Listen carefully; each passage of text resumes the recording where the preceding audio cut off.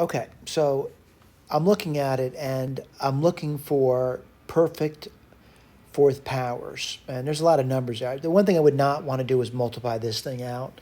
So, looking at it, I'm going to take a stab at it. So I'm going to say 80 is 16 times 5.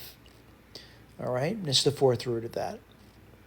Now, one thing I like about the 16, 16 is a perfect fourth power. 2 times 2 is 4, 8, 16. That looks pretty good. And I'm going to look at the 120, and let's see what I get there. And, I'm just going to take a look at it. And I'm going to do this branching pattern to it.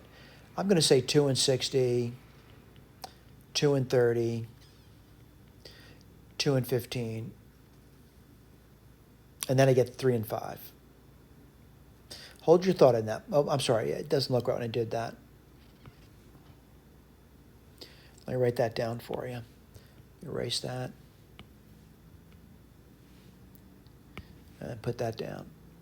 3, 5. Hold your thought. Let's do the 108. And again, I'm looking for things.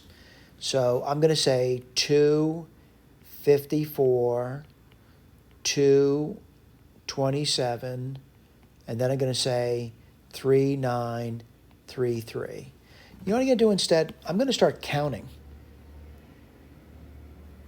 So the 80, right, the 80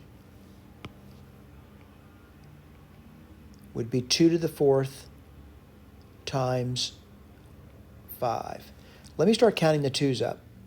1, 2, 3, 4, 5, 9. All right? There's 9. So I'm going to say 2 to the 8th, 2. That's 9. Let's count up the 3's. 1, 2, 3, 4.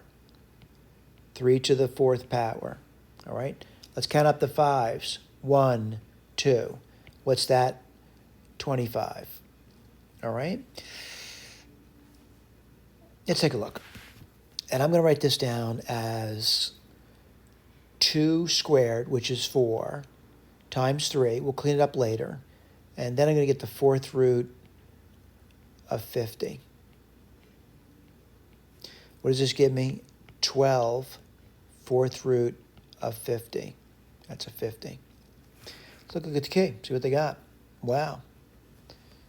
Oh, I got this over here. Maybe I should take it a step further. And what I mean by that, I wouldn't take it a step further, but, possibly some students would wonder about, could you write that differently?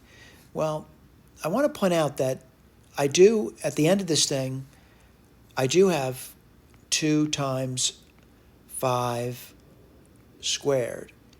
And that's being raised to the 1/4 power. Right now, I personally wouldn't do it, but you could write this as 12, the 4th root of 2 times, what would that be? That would be 5 squared to 2 times 1/4 is a half, and that would be the square root of 5. Again, I wouldn't do that. I'd leave it where it is. All right? Thank you.